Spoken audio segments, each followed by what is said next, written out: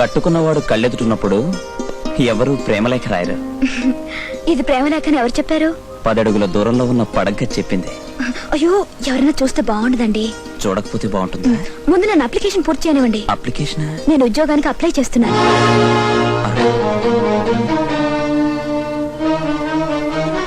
ఆ విషయం నాకు ఎప్పుడు చెప్పలేదే. పోనీ ఇప్పుడు చెప్పవే అరుణ.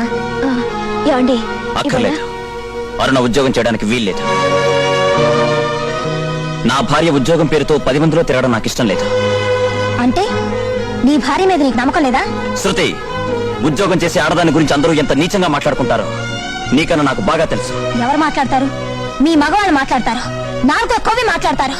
అంత మాత్రం చేత ఆడవాళ్లు తమ చదువుల్ని చంపుకొని మొగుడు కాళ్ళొత్తుతూ వంటింట్లో చావాలా? వాడి మాటలకేంలేమ్మా, వాడెప్పుడు అంతే. ఆలోచన తక్కువ, ఆవేశం ఎక్కువ. నువ్వు హారతి కళ్ళ కద్దుకుని అప్లికేషన్ పూర్తి చేయి.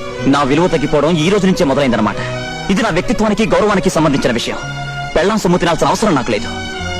చదువుకున్న భార్య కావాలనుకున్నాను గానీ సంపాదించే భార్య కావాలనుకోలేదు. పెళ్లికి ముందు నాకు ఈ విషయం ఎందుకు చెప్పలేదు? ఏ చెప్తే నన్ను చేసుకునేదానివి కదా? నా చదువుకు విలువిచ్చి దానికి అర్హత కల్పించే మనిషి మీలో ఉన్నాడనుకున్నాను. లేడని తెలిసిందిగా. ఇప్పుడేం చేయదలుచుకున్నా? ఏం చేస్తుందిరా? ఆడదై పుట్టినందుకు బాధపడుతుంది. అర్థం చేసుకోలేని భర్తని కట్టుకున్నందుకు తనలో తను కుమిలిపోతుంది.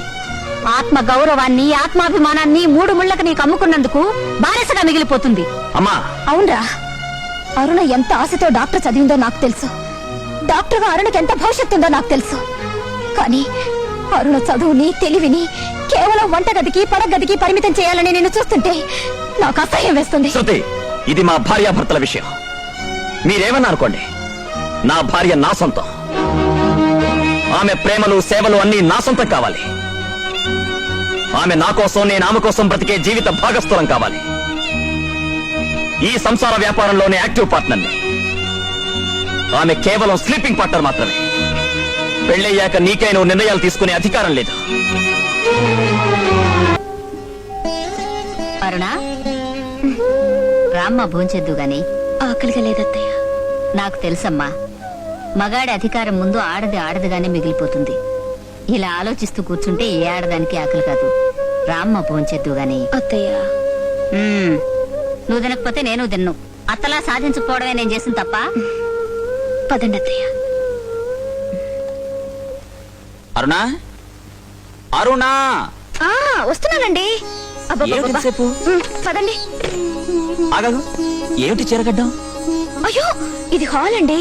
ఎవరైనా చూస్తే? ఎవరైనా చూడడం ఏంటి? ఇది నా ఇల్లు, నా హాలు, నా పెళ్ళం.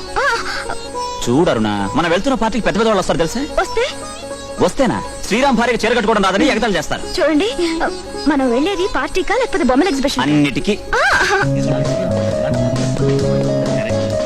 Hi, wish you happy married life.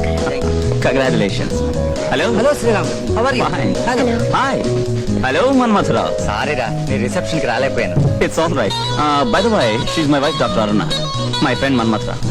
నమస్తే. చాలా లక్కీ ఫీల్ అవుతా. అందమైన భార్యను కొట్టేశాం. కంగ్రాచులేషన్స్. హలో అరుణ.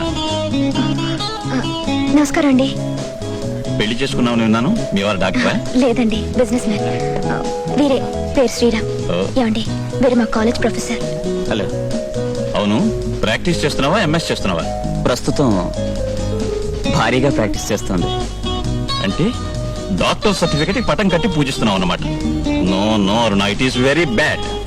సైనికుడు, డాక్టరు, ఇంజనీరు వీళ్ళు బద్ధకస్తులైనా, బాధ్యత లేని వాళ్ళైనా దేశం ఎంతో నష్టపోతుంది. ఆలోచించు. పోనీ మీరైనా అరుణ్కి చెప్పకూడదు?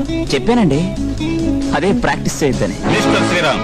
అవునండి, ఆడదానికి చదువు అలంకారం కావాలి గానీ అవసరం కాకూడదు. అయినా నా భార్య చేత ఉద్యోగం చేయించాల్సిన అవసరం నాకు లేదు. You are mistaken mister Sriram. చదువుకున్న వారయ్యుండి మీరు కూడా ఇలా మాట్లాడుతూ ఉంటే నాకు చాలా బాధగాను, సిగ్గుగాను ఉంది. అరుణ మీకు భార్య కాకముందే నాకు బాగా తెలుసు. సర్జరీలో ఆమె చూపే ప్రతిభకు మా ప్రొఫెసర్లకే ఆశ్చర్యం కలిగేది. స్మగ్లర్స్, మర్డరర్స్ వీళ్ళు మాత్రమే దేశద్రోహులు కాదు. దేశానికి ఉపయోగపడే విజ్ఞానాన్ని నిరోధించే వాళ్ళందరూ కూడా దేశద్రోహులే.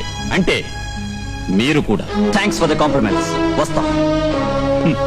మీ వారికి కోపం వచ్చినట్టుంది. అయినా పర్వాలేదు. చూడరునా, ఈ సమాజానికి అవసరమైన నీ విజ్ఞానాన్ని నీ భర్త అధికారానికి అమ్ముకోవటం నీ అవివేకం, నీ అసమర్థత. You both are criminals.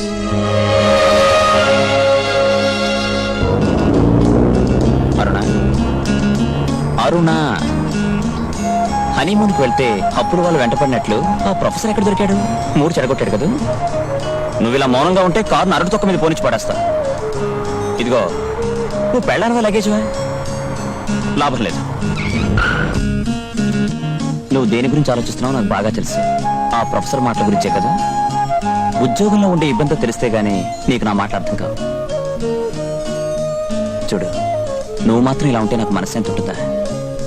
సరే, నీ ఇష్ట ప్రకారం నువ్వు ప్రాక్టీస్ చేయి. నా మాట వినపడిందా? నీ ఇష్ట ప్రకారం నువ్వు ప్రాక్టీస్ చేయి. ఓకే?